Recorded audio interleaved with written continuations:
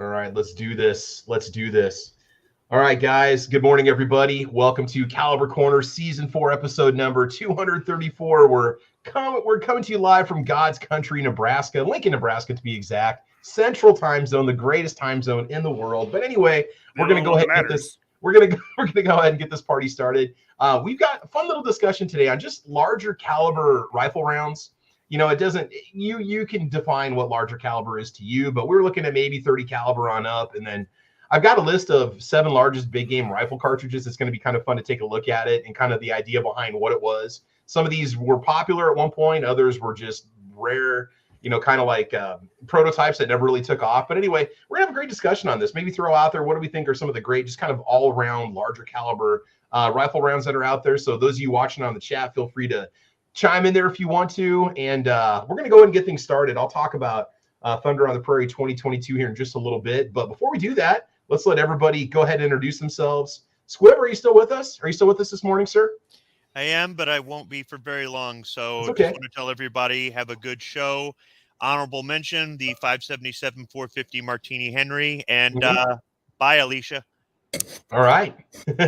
Bye, Alicia. So Squib was with us. At least we got his bid in there for one of his favorite large caliber rifle rounds. So, all right. Also joining us, a man who's all over the place right now. He's doing live shows, doing great videos. Chris from the 740. Chris, what's shaking, man? How's it going? Thanks for having me on. Yeah.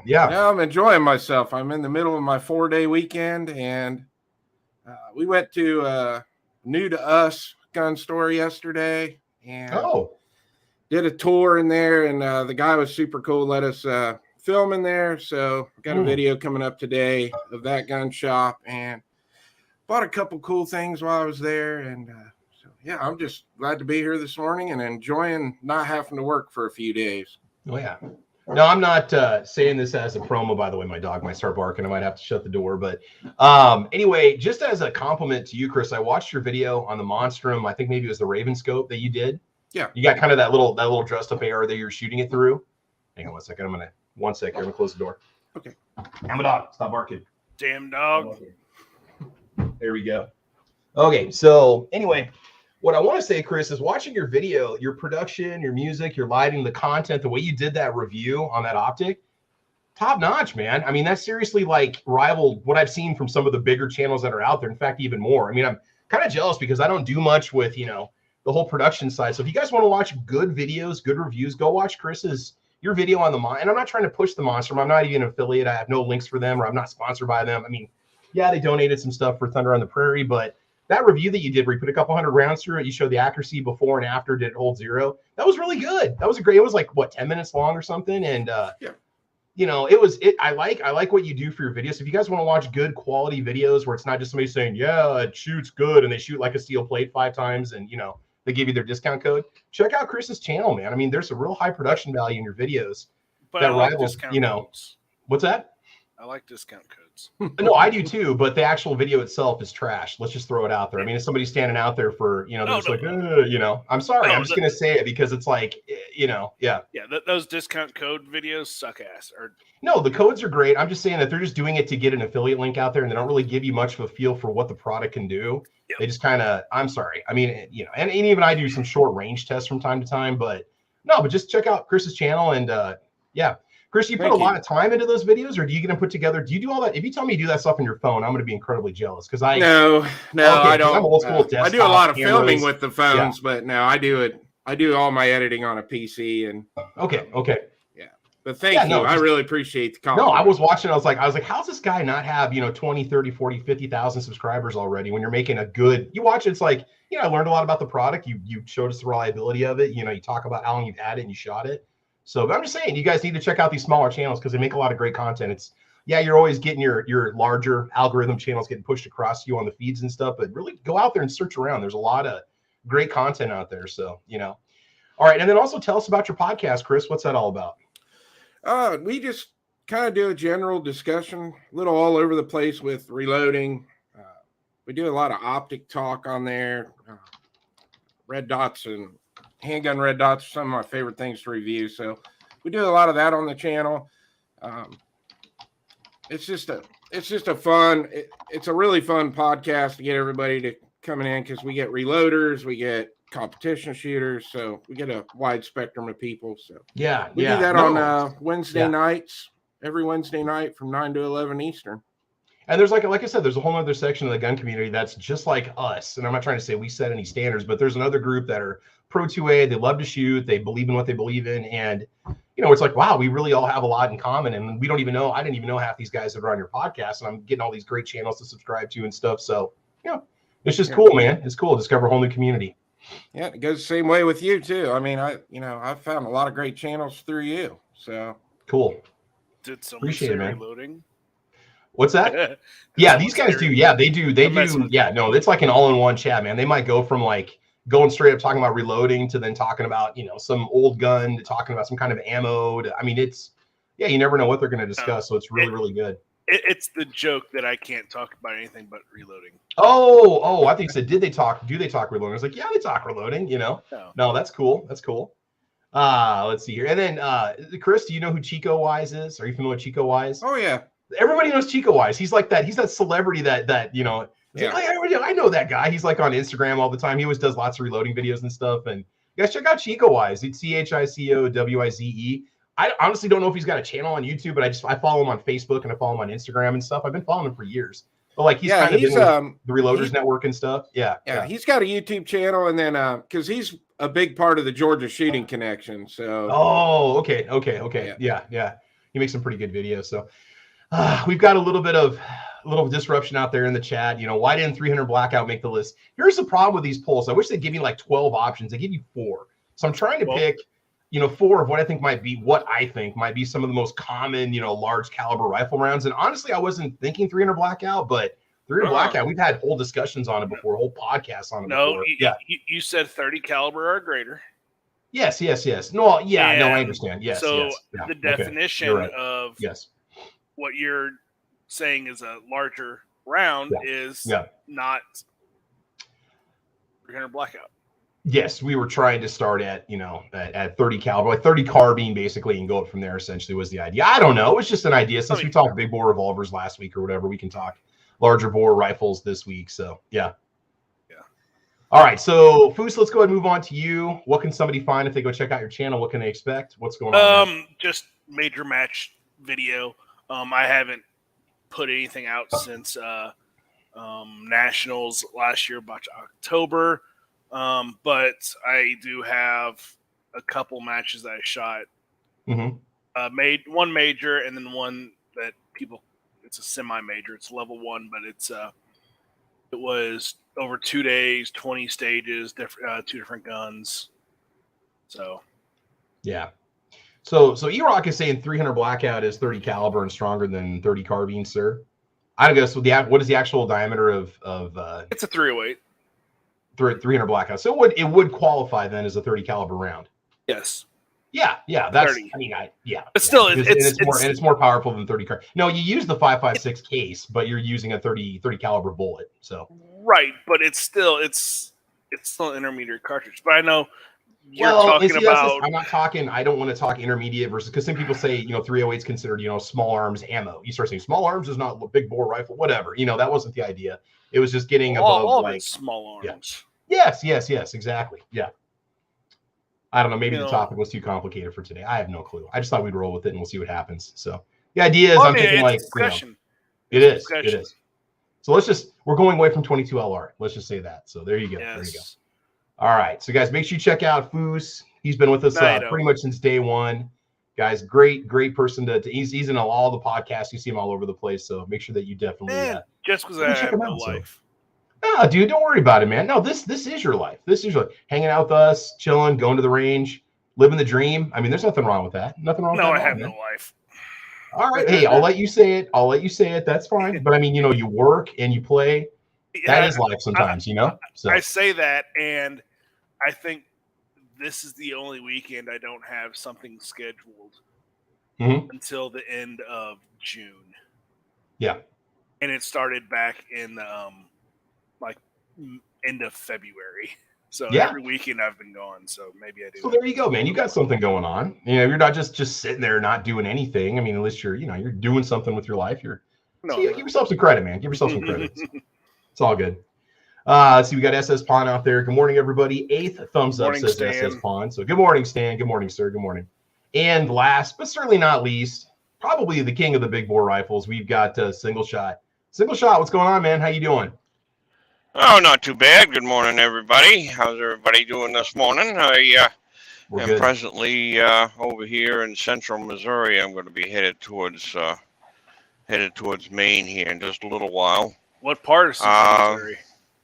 Part of central Missouri, in Kingsland City or something like that. Are you 44 Central. or 70? 70. Okay. Yeah. Cool. Yeah. 70. What you been up to on your channel? You know, you're getting your Rumble channel up and running, and we just talked, you know, you're with us back on Thursday also, but let people know, what can they find if they go check out your channel? What's going on? Well, general conversations on both the YouTube Single Shot channel and on Rumble. Mostly on Rumble, though. I've got reloading and casting, which is something that YouTube is frowning on these days. So I put it over there on Rumble. Okay. And hopefully we'll have a chance to do a little bit video there this next time when I get home, probably a midweek-ish or so. Had a little bit of trouble with the truck there, but I think I got it squared away myself. And I'm right into the 35-30 and 35 calibers. 35 calibers quite extensively. I've got quite a few of them on the rifle side of the house, from 358 Norma Magnum down to 357 Herod and 35 Whalen. So cool, I've got quite a few of them. Yeah, now, I mean, again, we might be. Go ahead, Foos. Yeah. Now, casting, that's something I need to get back into. I have a whole bunch of 30-30 cartridges that I need to make pills for and reload. There you those. go. And I have everything. I just, all except for the table to sit outside. And I'm like, so, whenever I moved up here, I haven't casted up in Kansas City yet. So. Now just make sure that you've got no chance of any water hitting that pot. Oh yeah. Oh yeah. Yeah. I've casted from 2011 to 2015, 16 time frame. Yeah. Like, I bet you I did 150,000 9mm. So. Oh yeah. Dang. That's six at a time. Yep. Yep, that's the way I do it. I've got a couple of 9mm moles, and I've been casting since 1983. So yeah, I've worn a 9mm mold out. Yeah. Yep, that's easy to do. That's easy to do, and I've got quite a few molds, quite a few different calibers as well. So. I can help you if you got any questions there, folks. No, I have everything. I have different lead for pistol and rifle rounds because I like my rifle rounds harder. So yeah, I have 7mm, a 311, a 314. Of course, I have 38. I have a 355 for 9mm. I have a 40 and I have 45. Yeah. I have a 22 one for 223 cores. And then I have my 30-30. Yep. Okay. I like that 150 grain. Yep. Bullet in the 30-30. Yep. So, all right, real quick, we're going to go ahead and give a shout out on the YouTube side. We got Chris with the 740. Oh, he's here. We've got Watt75, Tactical FUD, E-Rock, Mike, Keith Gregory. We have AR Gun 1776. SS Pawn is out there. G23's in the house. G, let us know if you're going to have a show going on later on today. We can let people know about that. Mountain View's out there. Mike, Tactical FUD, Tacos and French Fries. Fluffy 10mm Jeep Guy. Ozzy Orsborn's out there today, too. Kevin Jung is with us. Let's see who else is out there. Pretty much the same, a lot of the same faces, a few new ones here and there. Always a good thing. Watt75, yeah, hopefully I didn't miss anybody. And Kendrick 98. All right, Squibload is also out there too. So again, just to kind of to start the discussion, we're just talking about maybe what we consider maybe a larger rifle round, and that's pretty much going to be, you know, your own interpretation or whatnot. So I'm just going to run this one around the panel first of all. What are some of your favorite, more powerful rifles that either you own or have shot, or calibers that you really enjoy? Maybe give some people some ideas. Now, the poll says that out of the 4 options that were there, from the list, what is your favorite 30 caliber class of round, right? 30 carbine was 5%, 308 was 55%, 30-06 was 35%, 338 Lapua Magnum was 5%. We're just going to go ahead and end that poll now. Okay, so G23 says he's going to have a show later on today. So G23, give us the time on that. We'll let people know, and we'll go from there. So on 21 votes, 52% said 762 by 51, also known as 308 Winchester. What are some of your favorite more powerful rifle rounds? Maybe you'll be mentioning something people haven't heard of. It could be something obscure, something that's not around anymore. Chris, we'll start off with you. What do you like to shoot with, or what have you ever hunt with any of those, or what do you prefer? I mean, as far as 30 cal goes, I do have a 308. I got a Remington 700 that I've had for years that I've done quite a bit of work on, Timney trigger and new stock and all that. I don't shoot it that often. When I got my AR-10, I decided to go 6.5 instead of 308. I thought about building a 308 upper for it just because I have a lot of 308 ammo. Mm-hmm. But I mean, my favorite big rifle I've ever shot, one of my good friends has a 338 Lapua, and it's just a blast to shoot that thing. It's got a Night Force optic on it, and I love it. So I've never actually shot it. What's the recoil feel like on something like that? Is it pretty stout, or is it such a heavy gun that it kind of mitigates it? Or well, the one he has is in a chassis, and I mean, it's got a obviously not the size of a 50 BMG, but I mean, it's got a massive comp on the end of it. Yeah. I think it's worse if you're at the range with him and you're standing off to the side of him. Yeah, it just blows all that concussion out the sides. Yeah, and being right behind it, shooting it. I didn't think it was that bad at all. But as far as 30 cal goes, 300 Blackout's my all-time favorite. It's my favorite cartridge to reload because it's so versatile. You can put any 30 cal bullet you want in it. So. The grain weights on that are just unreal. Anything from subsonic to supersonic. The platform's available for it. I mean, you've got everything from like single shot break actions down to bolt action rifles to semi-automatic. The fact that you can easily adapt it to your AR platform. I had for the longest time, I had a 10.5 inch 300 Blackout pistol that I loved. I had an 8.5 inch one that another YouTuber actually traded with me on for a Makarov. So, I mean, it is a great round. And one thing I'm starting to see with that I do like, we're kind of getting back to pre-pandemic prices on 300 Blackout. I'm seeing more selection now than I saw maybe 4 or 5 years ago. And prices are now getting down below $1 a round, because for a while there, it was $1.25, $1.50. What's really sad, what really bugs me, was Barnall Ammunition Company, imported from Russia. They went out of their way, just like Tula does this too, to make a steel case 300 Blackout round. I bought 4 or 5 boxes of it at like $9.98 a box for a box of 20 steel case, right? You can say, well, you don't get to reuse the brass, and so therefore the steel, so therefore you're kind of losing money. But for somebody who just wants it to go out and shoot and have a good time, and now you can't. Now that stuff was going for $15 or $20 a box. So like the intention of trying to get a good, affordable 300 Blackout round, short of reloading yourself, is just not there right now. You're looking at roughly 80 cents a round, and those 30 round mags can get expensive, especially if you don't have a lot of disposable income for ammo. You really want to shoot it. You might say, well, don't buy it. Well, that's not the idea. The idea is that it seems a little overpriced, for what it is. But at least the prices on it are starting to back off to down below $1 a round, which I think is a good thing. The reason that they are that price is because ammo manufacturers are looking at it as it is a rifle round, and the bullet, the projectile, they're putting a rifle projectile into it. What companies need to start doing is start using these cast projectiles, 180, 190 plus grain in these things. Don't run them screaming hot. Run them 1,800 feet per second, and build the projectile like it's a pistol cartridge, and it'll be a lot cheaper. Yeah, I agree. And E-Rock out here says, I agree. I tell guys, if you don't reload, don't get a 300 unless you have deep pockets. Or if you're going to set it up maybe specifically for home defense, it's just going to be your bedside gun with a suppressor on it, subsonic ammo, a one and done. I know with me, I spent a small fortune on getting, you don't have to get it, but I did get the Magpul 300 Blackout mags, which are superior to the 5.56 mags for the 300 Blackout. They are different. You know, I got that. I got good ammunition for it. Got some good home defense ammo for it. You know, so it is an investment.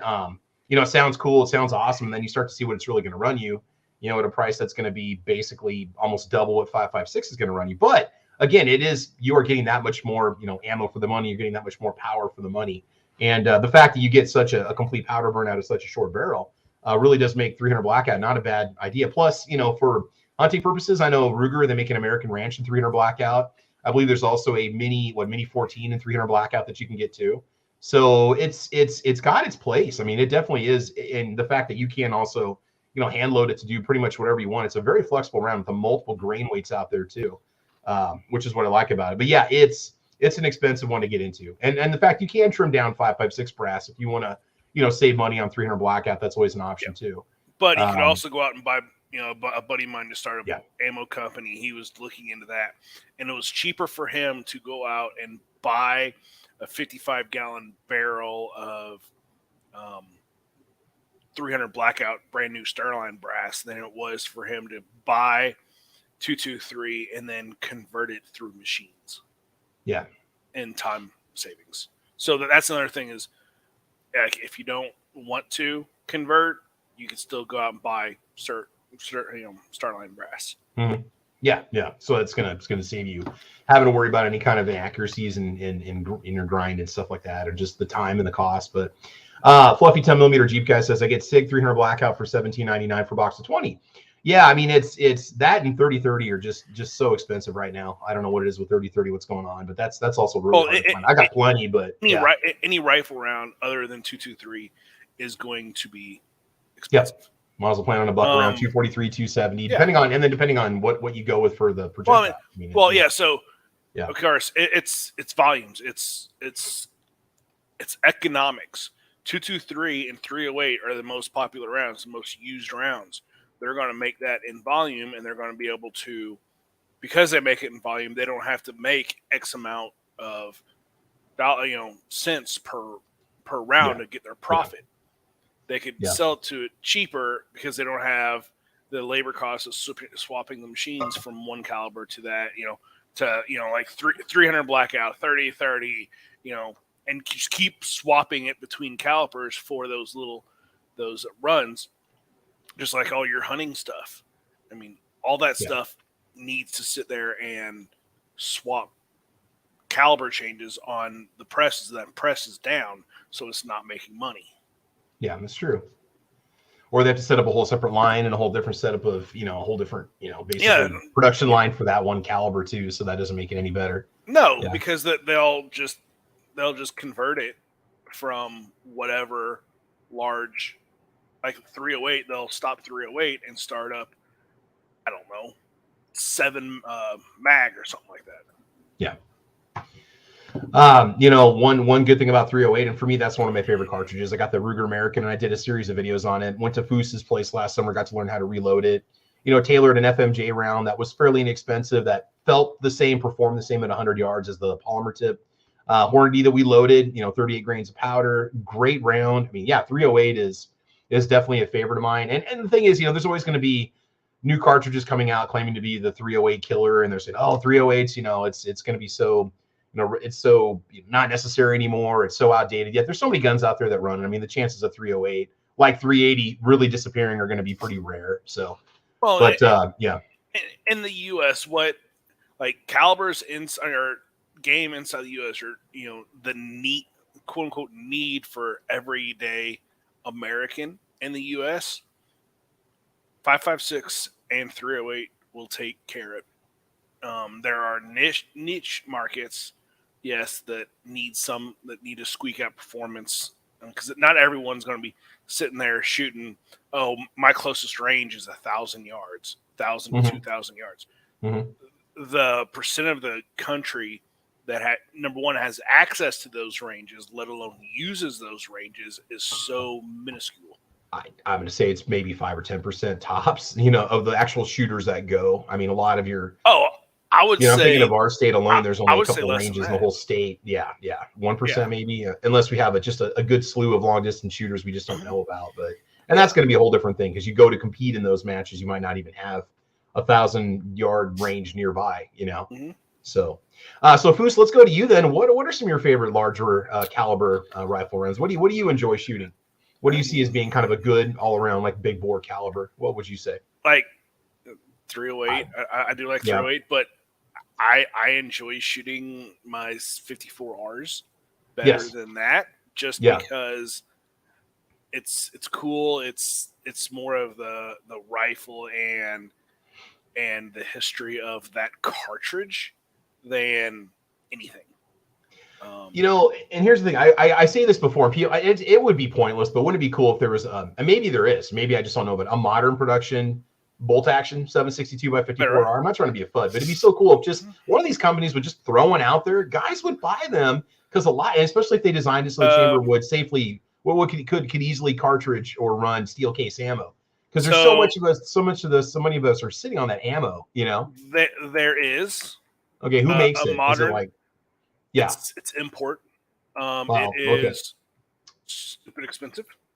Well, hey, if you've priced a Mosin, I mean, okay, so if you can get if you can get this rifle, I'm talking like $4,000. Oh no, see, that's the problem. Let's get a Remington or let's get a Moss. I mean, here's the thing, I'm not a marketing genius, but I really do think that if a lot of us that are Mosin guys, if somebody would just make a modern, and you say, well, why? What's the point? Well, why not? You know, they're already looking for every little niche they possibly can to sell us guns anyway. So make a caliber that make what you say, hey, new production 762 by 54R. This way you don't have to wear your, go ahead. The reason is whenever you start sticking a new production in there, and then the majority of the ammo that's out there is corrosive.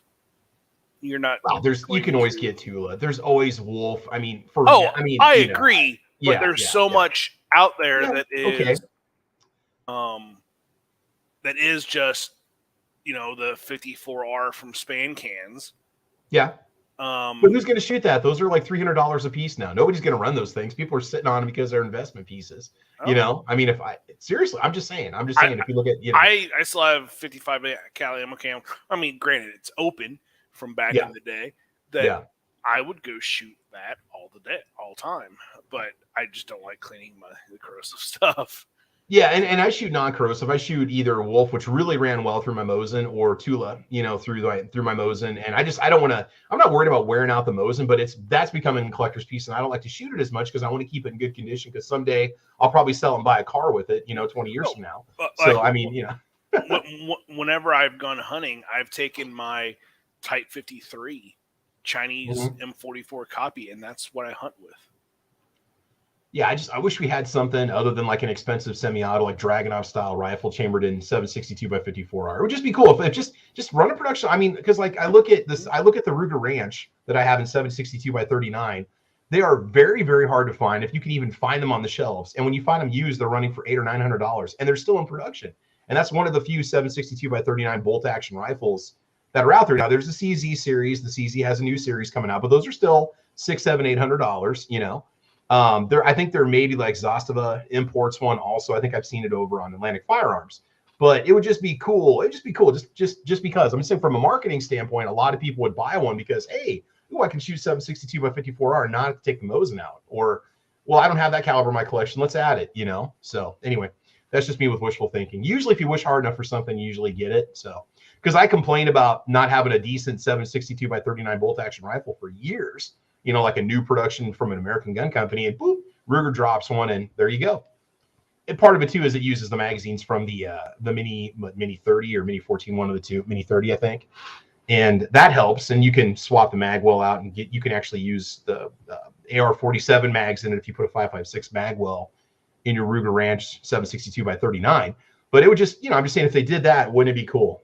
I don't know. That's just me, because they make like 12 other calibers of like Mossberg Patriot rifles and Ruger American rifles. Foos, what about like some of these like World War II, World War I calibers? You have any favorites there at all? 303 British or anything like that? 762 by 54R. Okay, well, I know that. I'm just saying if there's anything else. Well, I mean that's the oldest round that's still in military use. That's rimmed round that's still in production. Yeah, it's a classic. I mean, I do like it, and the fact that there are there's modern production of the ammo with a lot of variety that's still out there. If you don't mind paying a little bit more for it, you can still get some of your, Bear brand varieties and stuff like that. So PPU and stuff. So, all right. Single shot. Let's go ahead and move on to you, man. What do you think? What are some of your larger rifle favorite calibers? What's out there, man? What do you like to shoot? Well, mostly the 30 and 35 calibers. I do have some big stuff too. It's 45, 70. We've got a couple of those, and the most one that I like the best though is my 35 Whelen.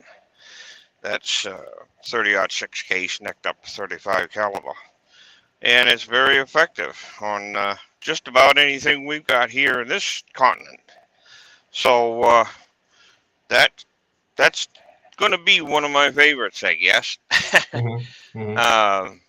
Trying to think. I got a 300 Win. I've got 30-06 308s. I've got 3 or 4 of those. Pistol and rifle caliber 308 barrels. And I think the one I shoot the most though is my 35 Whelen. If I'm going to play with the big boys, that's what's going to be. I've got a Thompson Center Encore barrel for the Encore frame. And that works quite well. It's very effective caliber, like I said, on most anything we've got here in the continental U.S. I've got a 30-30, and I like that one there as well. I've got to do some more work with that. That's on the contender frame, single shot. So yeah, 30-30 is a good round too.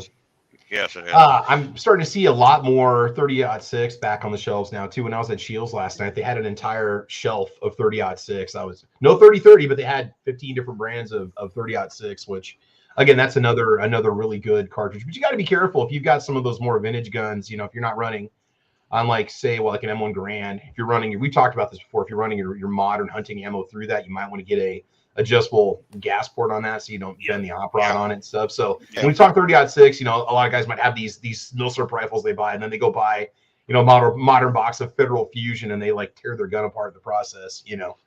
And I know I'm gonna have people watch this podcast like, well, I put 500 rounds of modern through mine, and I've never bent my op rod before. I'm just saying, you know, that's just, you know, yeah. So 30 and I love 30-06. The funny thing about that is, well, the first hunting rifle I ever bought. Okay, so I take that back. I had a shotgun. I still have it. It's a Mossberg 835 with a barrel you can take off of it. You can put a rifled slug barrel on it, so you can shoot Sable slugs through it.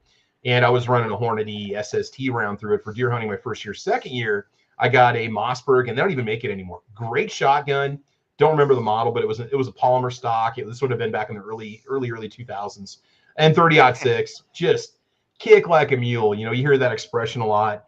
And so I love that round was 30-06 is just another great round that I just think we kind of look past it maybe for whatever reason, because there's so much more that's out there in 308. You know, we're thinking of like modern semi-automatic rifles and stuff that are out there. And, my 308. Go ahead.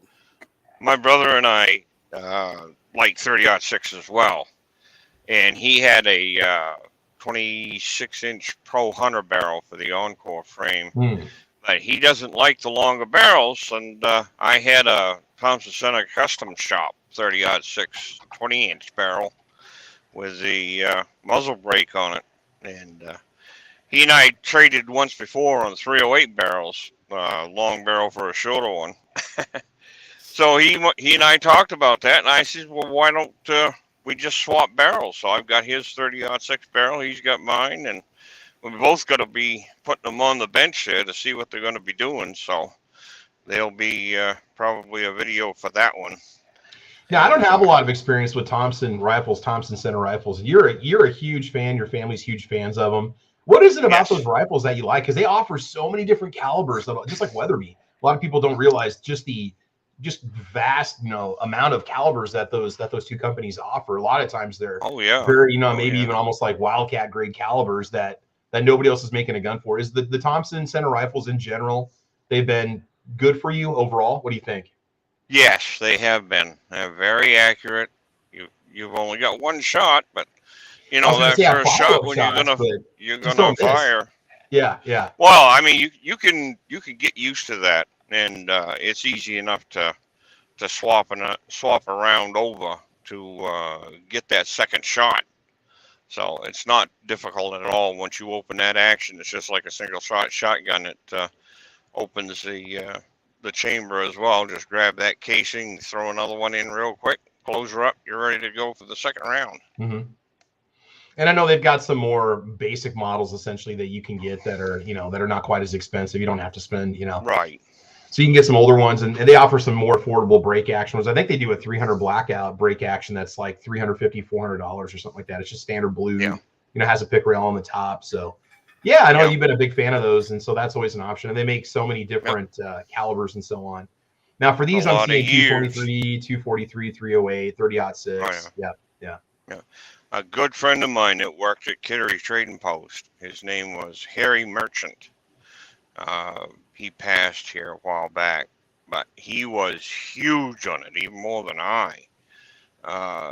He probably had around 150, 175 different calibers, barrels, barrel lengths, the frames, the first generation, second generation, contenders, the G2. He got me into all of that stuff. And he told me a lot about a lot of the oddball calibers that he had, the 4065, the 577, which he created himself. Mm-hmm. That was on a 4570 government case that was shortened and popped out to 50 caliber. And he actually mounted a 660 grain 50 cal bullet in that thing. So that just made me think of something here. If you go to a gun show and you want a power, let's say you want to get a nice powerful rifle, you want to get something that's, whatever.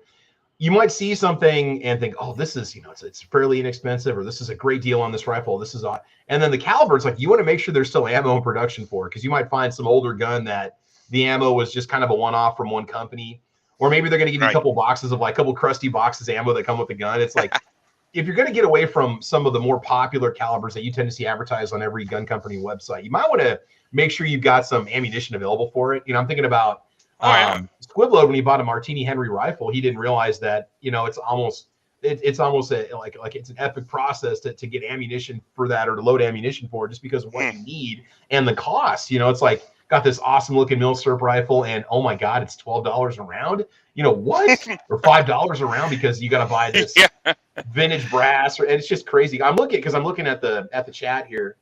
Where was this at? There was a comment that just showed up a second ago. Somebody was mentioning that. Here you go. Fluffy 10mm Jeep guy. I need to find some 35 Remington that's not $60 plus a box for $20. Yeah. So you want to just kind of be careful. So we're talking about. I would say, if you stick with your 308 and your 30-06, your 338 Lapua. And just go walk the shelves at the ammo store or gun store, see what's available, and then decide if you want to get that gun, because it would suck to not buy the gun and not see it. So it's 35 Remington. You can convert that for 308. That's the thing right there that can be done with a lot of this older ammunition. If you buy the book that's called Cartridge Conversions, it's 8.5 by 11 pages. And the book is about 1.5 inches thick. You can look up any cartridge that you want to find, see if you can find ammo for. And it'll tell you what that parent case is and how you go about changing that caliber over to the one that you want to shoot. So that's the most cartridges out there. The parent case is either going to be 30-06, 308. Well, I mean, the 308's parent cartridge is still 30-06. So, they're going to be a derivative of that 30-06, at least here in the U.S. So, and if not, it's going to be off the 8mm Mauser as well. Yeah, so that's a big parent. Yeah. Anything with a 473 diameter base can be converted into a lot of different cartridges. Like 7 Jap. So you can do 50 75 French, but it's a little bit different at the base. I have to be worried about it, but it's doable for a few rounds. Oh yeah. Or a few. So I've got a 7.5. Yep, I got a 7.5 French. And the PPU company is making ammunition for that. Yes, so. But I mean, and push comes to shove, you have ways of getting around slight diameter issues. Right. I've also bought brass from Starline for the 7.5, so they do carry it. Yeah, and when they have it. Same with 7.5 Swiss, I've done that as well. That's the thing for some of these calibers, and if you are a reloader, it might just be worth it to invest in the dies and the brass and just do it yourself instead of trying to pay the inflated prices for the ammo or the prices. If you can even find it, a lot of these are, for a while there, some of these calibers have just kind of disappeared off the shelves of those companies have focused on more of your wartime calibers, your 7.62x39, your 5.56, 308. What's happening now around the world is really having a huge impact on ammo prices and then production, and so. And that's just the thing is, you can always find a workaround, which is a good thing, but if you're just not sure, but you want something a little more powerful, if you want to get a good, just a decent hunting rifle and so on, or if you're looking at going with like an AR platform or something, 308 is always a good thing to consider. And then 6 if you want a good, powerful rifle round that has a lot of support for it also. So what do we got here? DJ Play Nice. You guys might have to mention this one. 8mm Lebel. He goes, did somebody say French? Is that what your French is? The French round was that you guys were talking about? No. Ours was 7.5 French. 7.5 French was the replacement for 8mm Lebel, but then World War I happened. Actually, 8 Lebel was World War I. After World War I is when 7.5 French happened. Okay.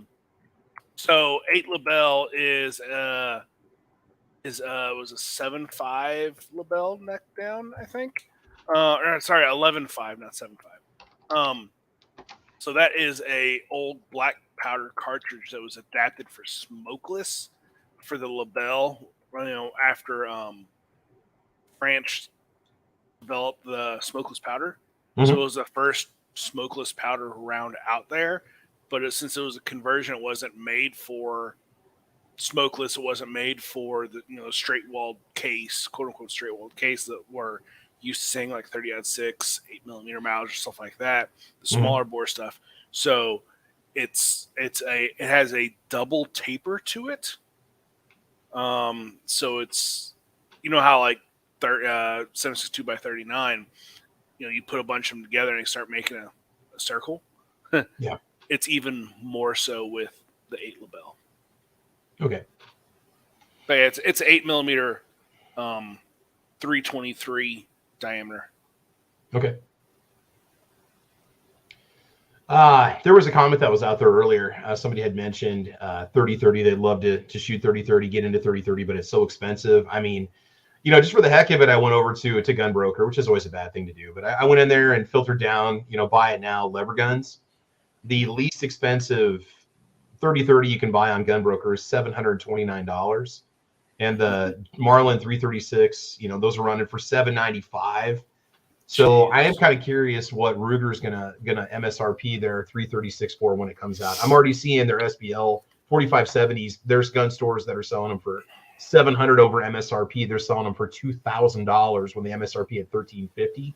Some of the people that bought them early got them around $1,500, but it sucks that what I consider the lever gun. I'm sorry, the 30-30 is the working man's rifle, right? It's the honest man's gun. It's something everybody should be able to get. But man, we're pushing $700-800 for a lever gun. It's like you don't even want to bother leaving that in your vehicle anymore. Like back in Nebraska, you used to have your gun rack behind you.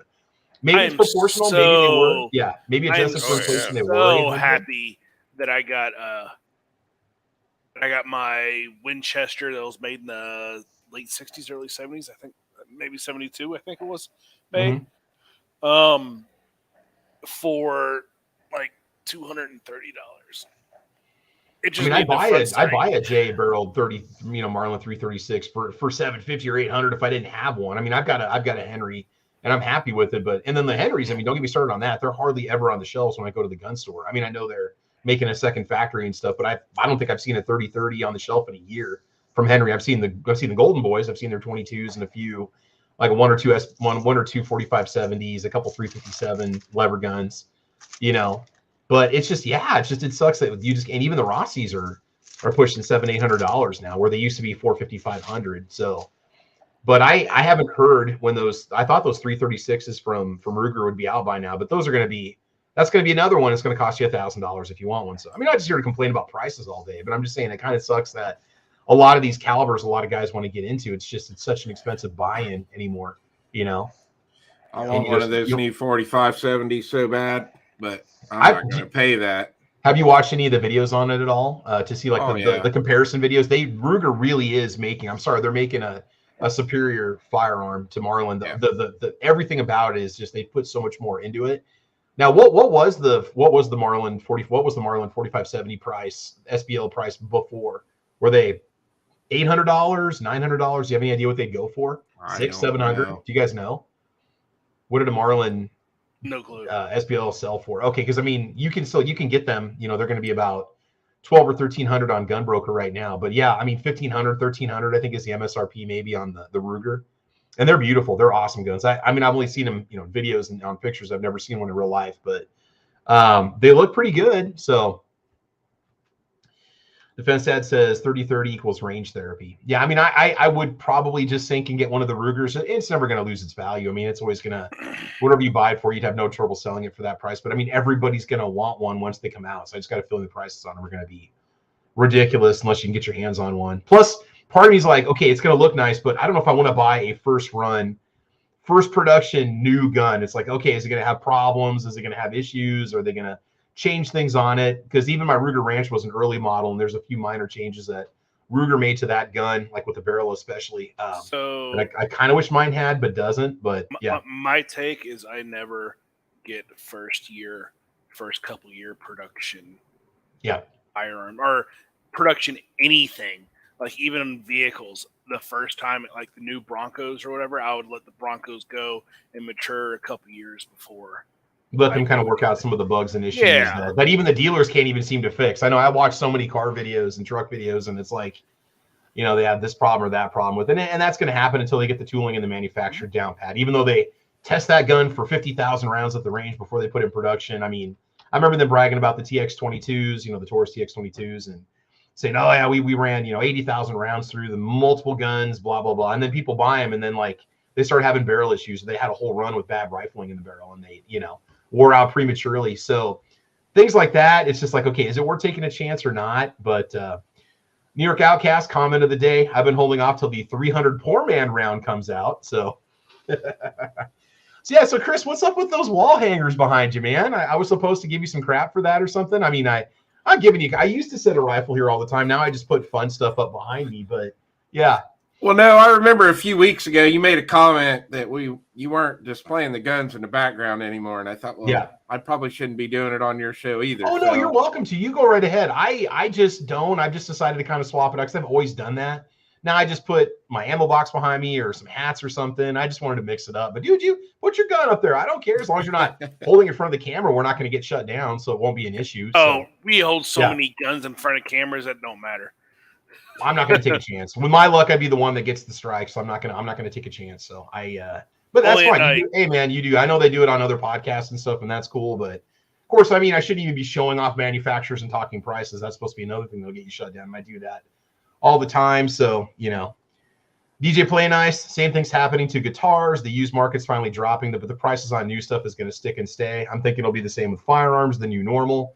Yeah, I mean, I guess it kind of depends on the gun. I mean, you can still get your entry-level bolt-action rifles at a fair price, you know, especially around like Black Friday or certain holidays. There's good deals on them. Handgun prices, you know, like Glocks have always seemed to be $550 to $600 for as long as I've known them. You know, Ruger's raised their MSRP on a lot of their guns because I'll go back and watch some of my old videos, and I'll mention the price that gun cost 3 or 4 years ago versus now, and they've gone up 50 to 100 on a lot of their models. I'm thinking of like the SR 1911 especially, but let's see. Comment of the day, New York Outcast. Look how respectful Chris is. What a guy, you know. I'm telling you, man. I'm telling you. I don't know. There's like a bromance going on there, dude. I'm not sure what's. He's taken, Outcast. He's taken. And by you. Absolutely not. Speaking of New York Outcast, rnldisplays.com, the refined way to display your AR. Chris keeps it on point. So this is a fine furniture that you can use to display your firearm. There's the pistol version. Here's one of the AR versions. We've got an AK version that's coming out soon. Yes, they do take Glock magazines in case you're asking. So get over to rnldisplays.com. Not a paid sponsor. Wish they were. Hint, hint. But hey, I'm happy to show a little love for Rob D out there because he's got a great company, makes a great product. And yeah, so lots of good stuff. Okay, so what I'm going to take you through now, just real quick, we've got the 7 largest big game rifle cartridges. And this is an article from 2015. It's old, but it's just kind of fun to look at because, you know, some of these cartridges may not even be around anymore. So you're talking 7 years ago, we're talking, you know, this is way back in the previous generation of anything gun, right? So some of these I've never heard of before. Some of these are actually still around. So here we go. 7 largest big game cartridges. And I love the names. I love the names of some of these. The marketing behind it is just awesome. There's one on here that is going to be my ultimate favorite. What's that, Foos? Most of these are not marketable. They are a single. They're Wildcats. Mm-hmm. So it's not there. There's no marketing. But there's guns out there for them. If you want it, there's somebody that makes a rifle for it. That's the thing to remember. Maybe I don't know anymore. Some of these might not even be around. So starting off, we got the 577 Snyder. This British black powder cartridge was first produced in 1867. At its earliest incarnation, the 577 Snyder was wrapped in paper with a metallic base and a primer, but manufacturers have since moved on to brass like most modern ammunition. Production stopped in the 1930s, but if you look hard enough, you can still find a rifle chambered in 577 at an average bullet weight of 450 grains. 557 Snyder is by far the lightest of the cartridges on this list. Yet it does have the notable distinction of being the only one to see military service in the British Army. So do you guys have any experience with 577 Snyder? That was also a recommendation from Squib, by the way. So no. Okay. So 577 Snyder, pretty cool. All right, number 2, the 577 Tyrannosaur. The T-Rex round is most definitely not for plinking. It says sometimes a good name will go a long way.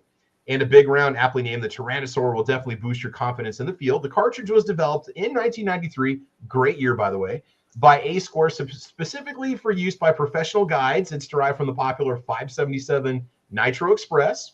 It sports a 750 grain monolithic solid projectile that can produce as much as 10,000 foot-pounds of muzzle energy when fired. It may knock down that brown bear charging at you, but you may not be on your feet either. So, guys, thoughts? 577 Tyrannosaur. What do you think? I like the name. That's there's better ones. There's shot that thing, and it was just unbelievable. Single shot. We can't hear you, buddy. Can you put your mic closer? Whoops, sorry about that. Yeah. So you said you had a chance to shoot that. You shot the Tyrannosaur before, or what? No, I haven't fired that one as big a recoil junkie as I am. I've never had a chance to put my hands on that beast. But there is a video on YouTube where these guys were actually shooting that rifle, and it's just unbelievable. They didn't give it to some like little 90-pound girl wearing yoga pants, and she like hits herself in the face and breaks her nose. Okay, breaks her shoulder. Okay, surprises me because that kind of stuff is how the gun community is portrayed. So, I know. Yes, that's ridiculous. That's reckless. That's ridiculous. All right, then we've got the 585 Nayati. Nayati means Cape Buffalo in Swahili, and that is exactly what this round is designed to take down. Cape Buffalo have a notorious reputation of one of Africa's big 5 game animals. Out of the 5, Cape Buffalo have injured the most hunters and are widely considered the most dangerous. 585 Nayati was designed as an alternative to the more powerful and more expensive Nitro Express rounds that are covered later in this list. That doesn't mean it doesn't pack a punch. The 585 Nayati comes with a 750 grain bullet and has inspired other rounds such as a 585 Geringer. So there you go. Any experience with the 585 Nayati, guys? Nope. Foos, did you say heard of that? Foos, or who? No, that was actually Samuels that told me that he knew somebody that dropped a Cape Buffalo at a really ridiculously close range. Oh, that was you? That was with a 460 line ball coming out of a single action army. Okay. Yeah, he deer hunts with that stuff as well.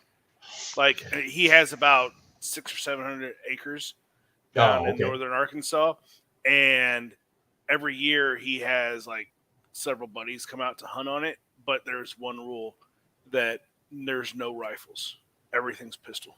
Okay. On his land, only hunting with pistols. So gotcha. All right, number 4, 600 Nitro Express. It is a classic cartridge introduced by W.J. Jeffrey and Company in 1903, carrying a 900 grain bullet. The 600 is considered the second largest caliber in the Nitro Express line. Rifles chambered for this cartridge were generally expensive side-by-side double rifles that were used as defensive weapons when deep within the brush. 600 Nitro Express. Any thoughts on that one, guys? Never shot it. No? Okay. All right, the next one, number 5, my favorite name, all-time favorite name for any kind of a round. I don't care what. You can have your 450 Bushmaster. You can have your 300 Blackout. But this, people, 600 Overkill. I mean, if you want a marketing term that's going to just 600 Overkill is what it's called. Derived from the 600 Nitro Express to fit the CZ 550 action. This cartridge is capable of living up to its name. It was designed by Roger Garnick of Las Vegas for hunting purposes and is the largest round that a CZ 550 can chamber and fire. The idea behind 600 Overkill is that even if the bullet misses an animal's vitals, the resulting shock will knock the animal down and put it out of commission. We should almost be using this abroad. I think in combat engagements, I think our enemies would be terrified if we don't even have to hit them and still kill them. I mean, that alone is going to be, it's often compared to 600 and 500 Nitro Express, although shooters have different opinions which cartridge is better. You can see one such comparison below.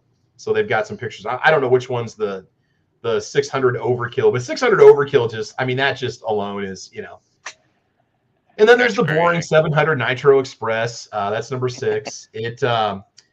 What you're paying for is a 1,000 grain bullet delivering up to 15,000 foot-pounds of muzzle energy. That may sound impressive, but in order to fire this shell of a round, you need a behemoth of a rifle.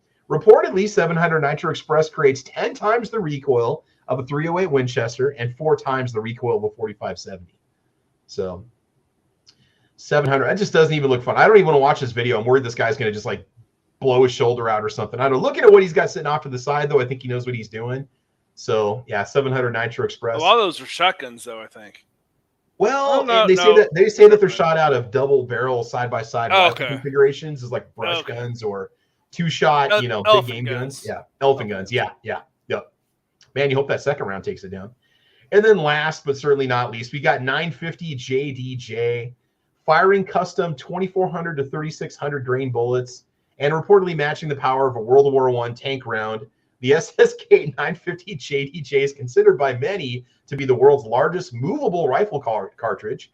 Although designed as a hunting cartridge, anything that is capable of firing the 950 JDJ will probably be too heavy to throw over your shoulder, relegating it to range use only. A base model 950 JDJ rifle weighs roughly 85 pounds. It virtually requires being fired from a bench rest or similar support piece. Only 3 were ever made. A previous call to SSK Industries reveals that the firearms action is no longer in production and that a custom-built 950 JDJ today would be in the realm of $17,000. Because of its power, the firearm would normally be classified as a destructive device, but SSK was able to obtain a sporting use exception that would allow them to be purchased, much like any other rifle.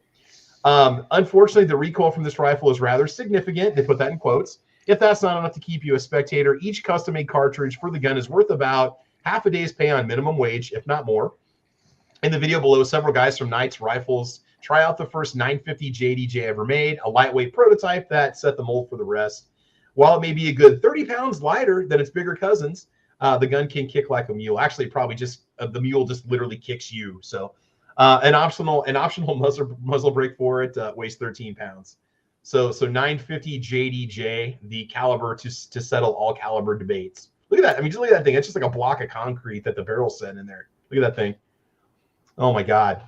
So that's the top 7 largest calibers as of 2015. I'm sure there's probably something out there now that's superior to it, but I just had to get that out there. So it just sounded really fun. Any thoughts, guys? You guys ready to go get yourself a 577 Tyrannosaur? Is that thoughts, feelings? Yeah, no? I have zero desire for any of those. I know, it's just fun. I had to go through the list. I had to give that top 7 out there. So what do we got here? Okay, so X Adam 1 says I'm not even the 338 or any of those other ones. I'm not interested at all for that. Yeah. Fine. Yeah, that 975 JDJ, that is 110 pounds with that rifle. That's insane, dude.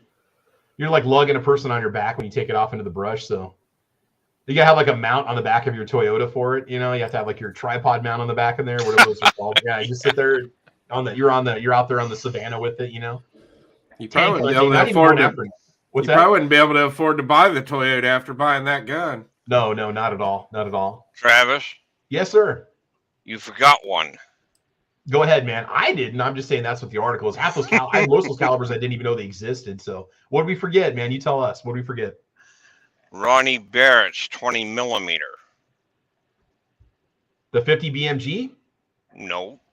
The 20 millimeter. 20 millimeter. It fires a 20 millimeter anti-aircraft round. Okay, I gotta look this up. So that now, but they say movable cartridge with the 950 JDJ. So this 20 millimeter is smaller than a 9. All right, let's see what we got here. Yeah. All right, so here we go. Okay, so it's called a shoulder fired anti-material rifle. Oh, that's Iran's Arash 20 millimeter. Okay, so that looks a little bit different. Have you ever seen one of those before, single shot or not? You ever actually? No, seen one? I haven't. I didn't even know he made one until. Oh my God, you guys got to see this. Okay, you got this. Oh my God. Okay, this seriously looks like it's CGI, but this is real. This is not fake news here. So let me share this. You guys are gonna love this. All right, so here we go. This is gonna be the rifle. This is gonna end all the caliber disagreement everywhere. So here you go, guys.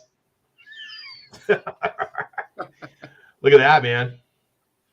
Yeah, that's your 20 millimeter anti-material. You have to have a forklift to get that thing out.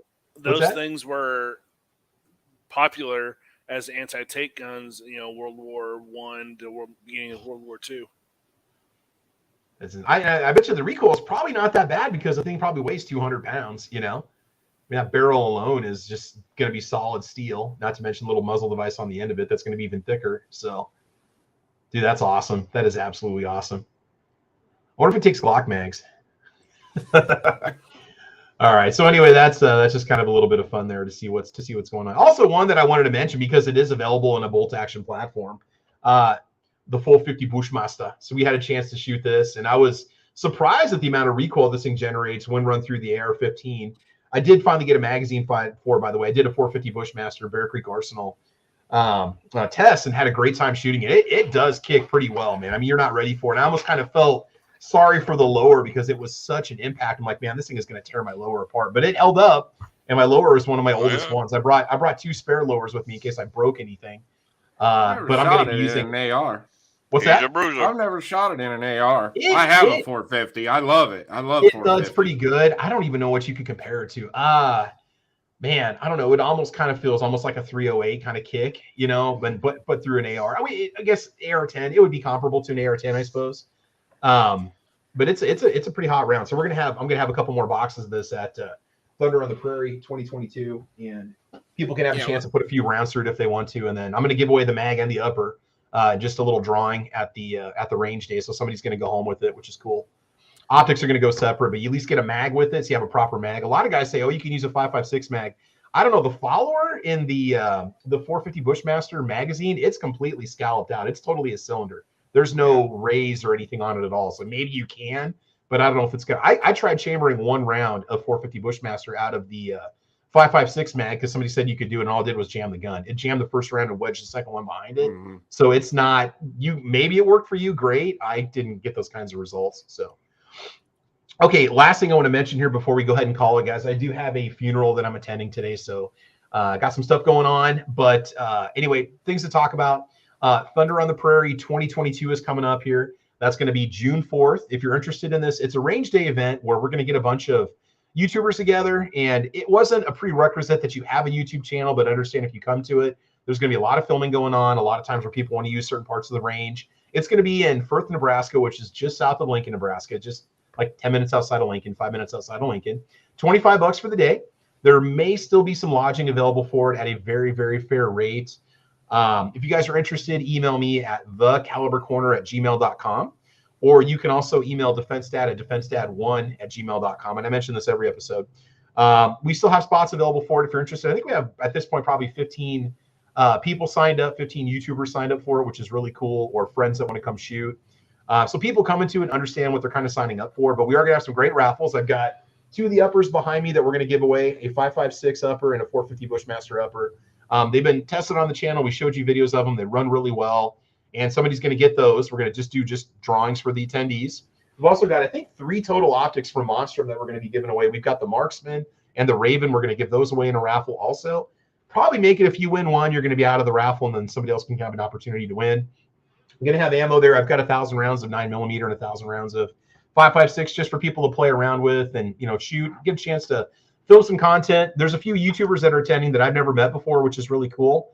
There's a lot of people traveling from all over the place. And, if we go live, I don't know if we'll really go live at all because I don't know who we want to know who's not home right now, because a lot of these guys have a lot of guns in their homes. So we probably won't post a lot of videos until, the day after the event or the evening of. So just so you know, you won't really see the full spectrum of who's there until after the event is over with, just as a heads up.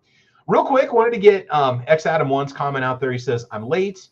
Favorite calibers for me are the traditional rounds, 9mm, 22 LR, 308, 5.56, 30-30, 30-06, 45-70, 45 ACP, etc. The one oddball round that I really like is 458 SOCOM, huge but relatively soft recoil. We did a whole episode. We did an episode on like 450 Bushmaster and 458 SOCOM, and then what's the Raptor round? Do you guys know what that one is? We mentioned that one too, isn't it? Wasn't it like a 475 Raptor or something like that? I don't remember what it was, but I took that podcast and then I took those parts of the discussion and made smaller recordings out of those. So if you just want to learn about 458 SOCOM or learn about just 450 Bushmaster, go back to my Caliber Corner playlist or type in Caliber Corner and then whatever caliber you want. And then any discussion we did on those episodes will pop up. Because again, guys, we're 234 episodes deep and we've covered so many topics. But anyway, you can find a lot of stuff. So I think the Raptor is 375 Raptor. 375 Raptor? Yeah. One of the YouTubers I watched just built one. Okay. I think I couldn't remember if we knew anybody that had a rifle chambered in that, but Storm and Norman Gunworks, he does a lot of really cool calibers, and that might have been one that he made an AR platform rifle for, but I can't remember off the top of my head. So yeah. All right, so we're gonna go ahead and call it, guys. It's only been an hour, but we just talked, some of our favorite larger caliber rifle rounds, put some ideas in your head, things to think about, some food for thought. In my opinion, 308, 30-06, you really can't go wrong, depending on what you want for your application. If you want a good hunting round, that's the way to go. Otherwise, if you're going to do an AR-10 or an LR, SR, 308 build, 308's another way to go. That's a good one to consider. So, E-Rock says 6mm ARC is awesome. 6mm ARC is awesome. I don't know if we've ever had a discussion on that. Okay, E-Rock says it's a 375 Raptor. It's been years since we discussed it, but yeah, we did cover quite a bit of it. Otherwise, I think we're it. So we're going to go and let the panel go ahead and give us their final plugs, and we'll go ahead and call it. So, Chris, we're going to start off with you. Anything you want to say before we go? Yeah. Thanks for the side chat.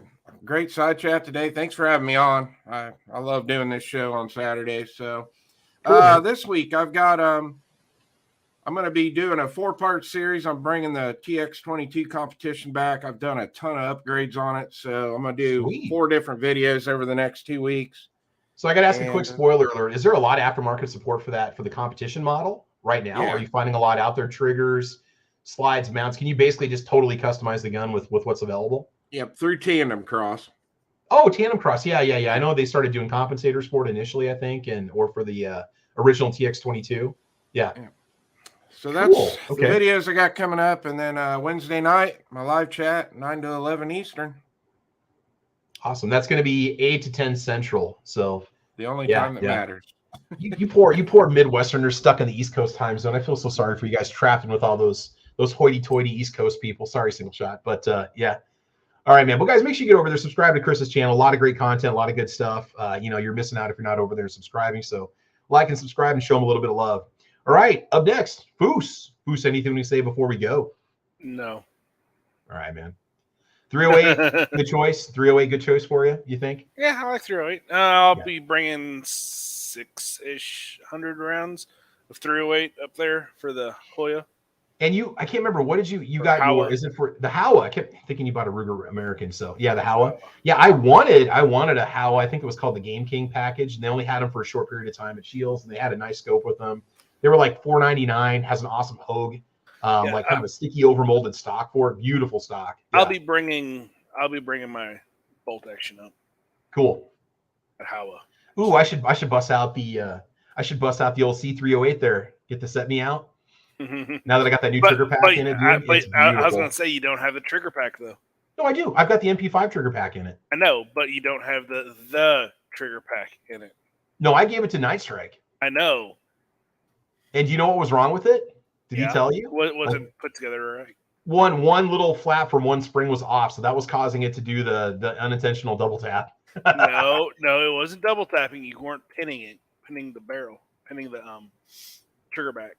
No, but it actually the trigger pack itself had a part that was out of place. He showed me. Yeah. I understand that, but like I could get it to bump fire pretty darn easy, but it was a bump fire. Yeah, that's not what I wanted it to do. But look, I'll take an MP5 trigger pack any day, or a G36 trigger pack any day, and I'm happy with it. So, and it's been modified by a gunsmith, so it cannot go to select fire. It's been permanently neutered, but man, just the crispness of the trigger is just awesome. Of course, that was $150, I think, for that trigger pack, but they're hard to find, and to get an actual H&K module that's been modified that you can legally run. I mean, that's that. But yeah, I might bring it along with. I got that tack rail on it now. I don't have any optics on it. I'll throw something on the top before I bring it out. So you get that out for some more tests. Yeah, you're not going to run any of my 308 through it because of brass versus steel case. Oh no! I'll just pick up a few boxes of steel case to play around with, and I've got some of the magazines that when I bought the gun from you that you gave me. I got plenty of magazines for it now, but yeah. Cool, man. All right. Well, make sure you guys check out Foos's channel. Lots of good stuff, especially if you're interested in getting into competitive shooting. You can learn a lot. So awesome. All right. And last but not least, we got Single Shot. Single Shot, any final words of wisdom before we go? Oh, I'm still... Dude, we can't hear you. Can't hear you, bud. You got to get to the mic. Yeah, there you go. Get that up. No, it's okay. Don't worry about it. So make sure we can hear you. Yeah. I'd like to make it out there to Thunder on the Prairie, but I don't know. It all depends on the boss and how our freight runs, So I'm just taking that day. Yeah. Go ahead. Oh, yeah. But I want to wish everybody a safe and happy weekend. Everybody take care. God bless. America moves by truck. We'll catch you the next time. Thanks for the invite. Cool, man. Appreciate it. We should. So here's the deal. We're getting close to Mother's Day and high school graduations and stuff that are coming up. And there may be a few weekends where Caliber Corner might be called off, just give you heads up, or it might happen on a Sunday. So if I just say that we're not going to do an episode because I got family stuff going on, you guys will understand. Just in the next 4 weeks, there's going to be some stuff coming up here in May. And also in June, I've got a buddy that's my best friend, and his wife and kids are moving to Nebraska. And so I'm going to be helping them with that move also. So, just giving you guys a heads up that there's a possibility that I won't be live. There might be a few times that it doesn't happen, but if it doesn't happen, it doesn't happen. You guys are always really cool about that. But if you're bored, go back. We've got 233 prior episodes. You're welcome to go watch if you want to. Even though they go back 4 or 5 years, the information is still relevant because it's all gun topics. So otherwise, I think that's it. So let's give a little shout out on the YouTube side. We've got M. Gabriel out there watching. We got Kirsten the 740. We got G23. We got E-Rock in the house. New York Outcast, X Adam 1. Tacos and French Fries. DJ Play Nice is watching. Defense Dad was also out there getting ready for work. Patrick Pew Pew's in the house. Let's see who else is watching today. A lot of people. Sam of Anarchy 92. Let's see. Tactical Fud's out there. Young Gun 995. By the way, guys, thank you so much for the Patreon support. I do appreciate that. Those of you that support me over there. Bearded Lunchbox in the house. Tommy Gunn joining us from the land up north, up in Canada. AR Gun 1776, another channel you guys need to check out and go subscribe to. If you haven't done that, what are you waiting for? Clover Tax out there also. MacMan039 reloading. Clover Tax says, yeah, because everyone shoots at range, right? Not. Well, yeah, no, I don't know what that comment was about, Clover Tax, but I have no idea what it even relates to. But I mean, yeah, some people have their own land in their backyard they go shoot at too, so it just depends. But anyway, it doesn't matter. I'm just saying. I just noticed your comment now. Bot 75 in the house. Yeah, a lot of good people out there today. SS Pawn. Thank you guys for watching. I appreciate it. We'll see everybody on Thursday. I've got a good idea for a topic. It actually relates to a series of videos I've been putting out. Not going to be gun related, but sort of is. But we'll do that on Thursday at 6. And then Saturday, 6 Central Time. And then Saturday, 8 a.m. Join us for episode 235. And we'll have another fun topic to discuss. So, guys, I want you to have fun. I want you to be safe. And as you know, We will talk to you soon. Take care, everybody. Have a great weekend and have a good one. Bye-bye. Bye, Alicia.